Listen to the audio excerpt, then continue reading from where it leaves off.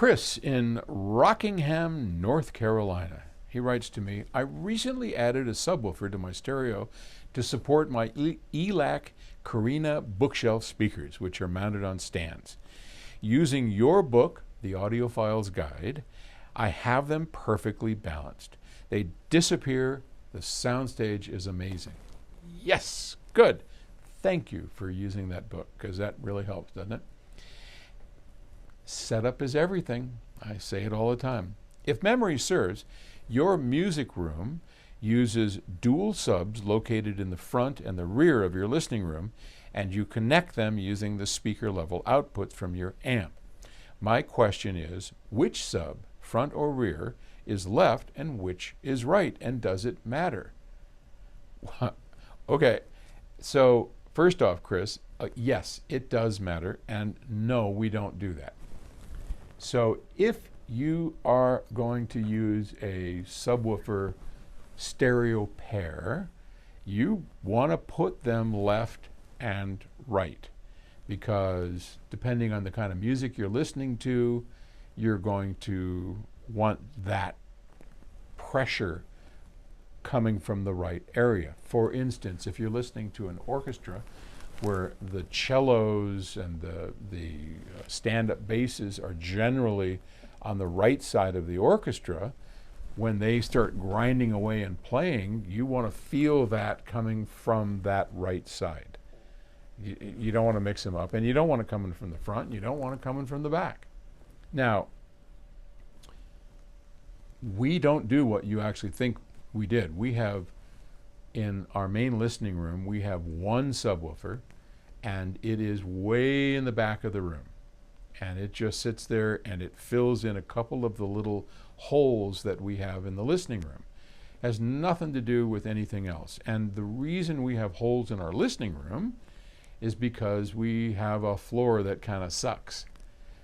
When we built our listening rooms, we had just moved into the building, and it was really the only place at the time that made sense, and that was on a loft that had been built as a storage thing.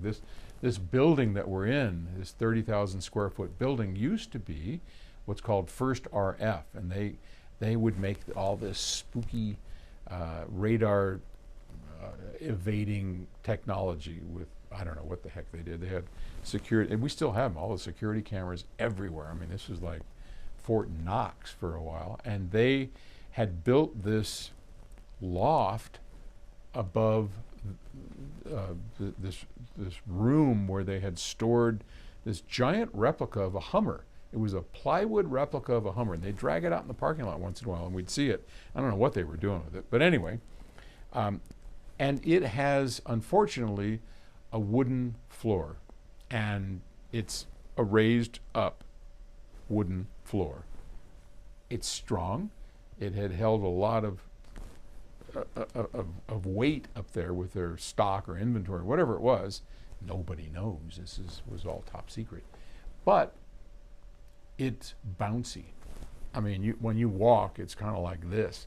And for those of you who have a bouncy wooden floor, you'll know that most of the bass at certain frequencies leaks right on down. If you're below our listening rooms and somebody's up here playing, you've got bass coming out the yin-yang down below, because all of that's bouncing the floor. So we had to do something to augment the bass in the specific frequencies where it's getting sucked up by the floor, and that's what that's all about. So we are considering moving the listening rooms, and we've got a couple of choices. So as we progress, we're going to move the listening room to one of two places in the building that have a cement floor.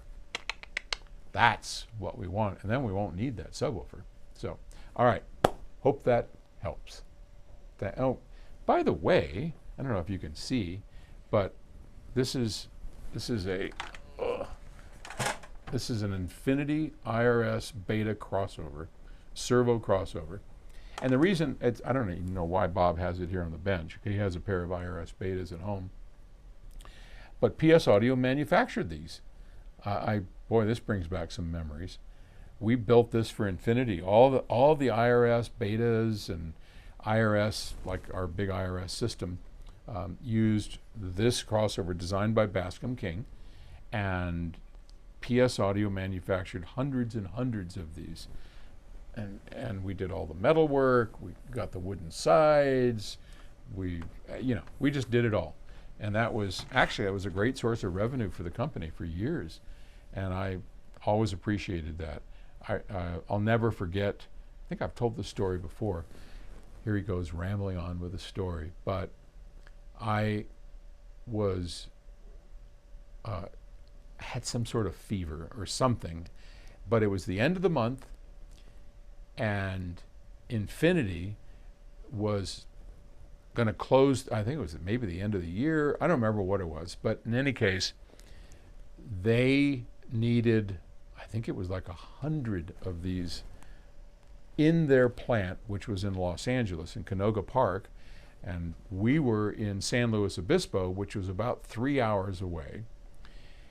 Last day of the month, they hired a security guard who could be there till midnight, and I had to deliver in my station wagon 100 of these things that we were scrambling to get done because they couldn't make their month if they didn't have these. They had to get them in by the end of the month.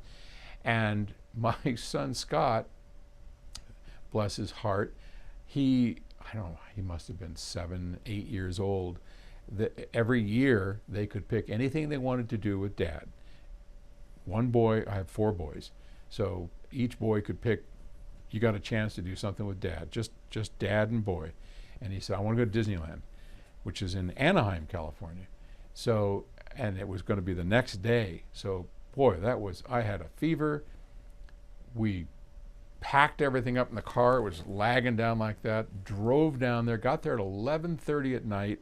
The security guard and I, Scott's, sound asleep in the front seat, or wherever they put kids back then. I think we just did seat belts. We didn't even have car seats.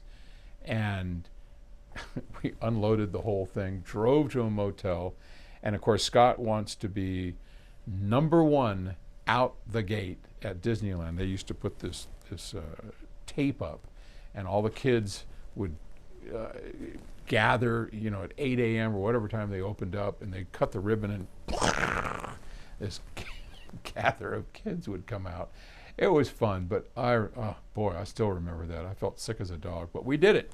And Scott had a great time, and Infinity got their stuff, and we just made it work. And sometimes that's what you got to do. All right. Thanks. Bye.